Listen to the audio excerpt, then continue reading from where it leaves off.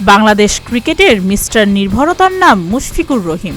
১৯ বছরের বন্ধন কাটিয়ে ৫০ ওভারের ক্রিকেট থেকে দিয়েছেন অবসরের ঘোষণা। বৈশ্বিক ক্রিকেটে বাংলাদেশের সাফল্যে যে কয়েকজন সামনের সারির যোদ্ধা রয়েছেন তাদের মধ্যে মুশফিক অন্যতম। শুধু মাঠের অর্জন দিয়ে পরিমাপ করলে মুশফিকের প্রতি মোটেও সুবিচার করা হবে না। ক্রিকেট খেলার প্রতি নিবেদনের জায়গাটিতে মুশফিককে হারাতে পারে এমনটা দেশে তো বটেই, আন্তর্জাতিক ক্রিকেটেও খুব বেশি পাওয়া যাবে না। প্র্যাকটিসে কেউ নেই, কিন্তু একজন আছেন, তিনি হলেন মুশফিক। বছরের পর বছর ধরে ক্রিকেটের বাধ্য ছাত্রের মতো অনুশীলন করে গেছেন একাকী। ছোটখাটো গড়নের মুশফিক একটা জায়গায় বাংলাদেশ ক্রিকেটের সবার উপরে। ফিটনেস পরীক্ষায় তিনি ফার্স্ট বয়। কঠোর পরিশ্রম আর ক্রিকেটের প্রতি নিবেদনের সুফল পেয়েছেন মুশফিক।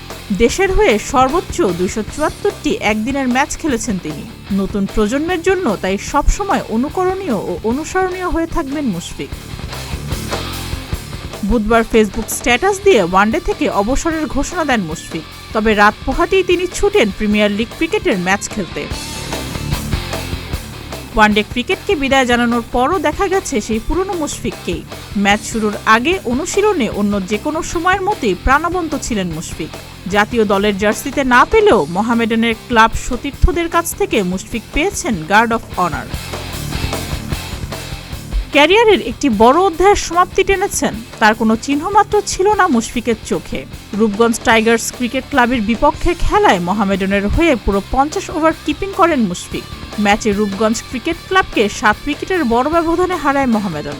ব্যাট করার সুযোগ পাননি বাংলাদেশ ক্রিকেটের এই মিস্টার নির্ভরযোগ্য। ৩৮ ছুঁই মুশফিক টেস্ট ক্রিকেটের চ্যালেঞ্জটা অবশ্য নিয়ে নিচ্ছেন এখনও।